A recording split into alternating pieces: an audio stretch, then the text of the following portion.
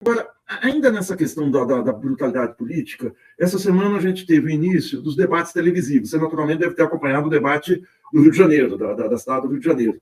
Mas você deve ter... E aí o debate parece que foi mais civilizado um pouco, apesar da margem da extrema-direita estar presente com força. Mas aqui em São Paulo a gente tem um fenômeno do Pablo Marçal. Pablo Marçal, você sabe quem é, bem, é um aventureiro, um coach, um lumpen em ascensão, que enriqueceu vendendo a si mesmo. E a gente conversava aqui no início do programa, o Fernando e eu, sobre esse fenômeno da brutalização da campanha política. Quer dizer, o Pablo Marçal é um produto, ele tem um empresário, ele vende a imagem dele, se ele ganhar a eleição, muito que bem, se ele perder a eleição, ele botou o nome dele como produto, que é o que ele faz nas redes sociais, ele é o campeão das redes. Mas me parece um aprofundamento maior do que foi o bolsonarismo aqui no Brasil, e que ele vai na mesma senda, no mesmo caminho do Milei. Ele agride o Boulos, você deve ter visto que se viralizou, ele quando aponta a palavra para o Boulos, ele funga com o nariz e insinua que o Boulos é um cheirador de cocaína. Denúncia que nunca teve. Tem políticos que se diz que cheira cocaína e tal, e ele insiste nisso, dizendo do Boulos é um comedor de açúcar, com a ensinação clara, com cocaína. Como é que você vê essa brutalização ainda maior? Os programas de debate têm perguntas e respostas um tempo muito estrito. Como é que você vê isso? Eu não acompanhei os debates todos, eu estava viajando essa semana e tive muita dificuldade, mas eu vi a repercussão na imprensa e nas redes e alguns trechos, né? Que hoje, na verdade, é um pouco como a gente se informa, essa informação fragmentada. E o debate de São Paulo, em função da participação desse pilantra que você está mencionando, de fato foi o que me chamou mais atenção. O Marçal, ele é o candidato que encarna o bolsonarismo. Né? O Ricardo Nunes tem um vice que foi colocado ali pelo Bolsonaro, mas o Bolsonaro também está, eu acho que meio que com um pé em cada canoa, sabe? Se o Ricardo Nunes ganhar, ele tem um vice dele ali, e se esse Marçal ganhar, o bolsonarismo também está contemplado. Eu acho que esse pilantra, ele leva, de fato, essa brutalização da política, como você falou, ele aumenta exponencialmente esse patamar de brutalização da política. E acho que a sociedade precisa ter mecanismos para impedir isso.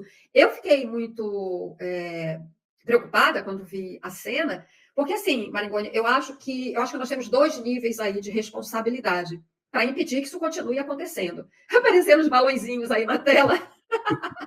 Não sei por quê, algum gesto que eu fiz. Acho que nós temos dois níveis de responsabilidade.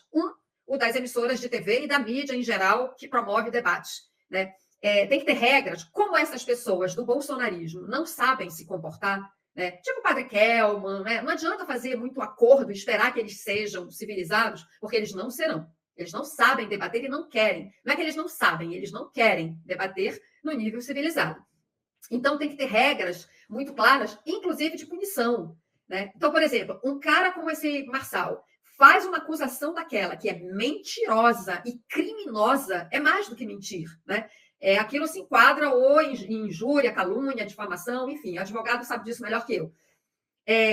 Aquilo não pode ser aceito pela emissora que está organizando, promovendo e conduzindo o debate. Essa pessoa, aconteceu uma coisa daquela, chama os comerciais e encerra a participação desse indivíduo. A gente não pode naturalizar esse tipo de circo grotesco em que a política se transformou a partir do bolsonarismo. Claro, nós já tivemos aqui e ali figuras exóticas, grotescas e tal, mas eram coisas episódicas, né? Não era um modo de agir sistemático e até com estratégia e método de fazer política. Então, acho que tem um nível de responsabilidade das emissoras para que elas não compactuem com essa comunicação do grotesco. Eu estou usando aqui uma expressão de um livro do professor Muniz Sodré, que foi meu professor de comunicação na faculdade de jornalismo. Olha, eu estou falando de décadas atrás, em que ele estudava a comunicação do grotesco, que é isso que a gente está vendo agora, como eu te falei, no nível exponencial. E o outro nível é a justiça eleitoral. A justiça eleitoral existe, entre outras coisas, para zelar, né, pela boa condução do processo eleitoral.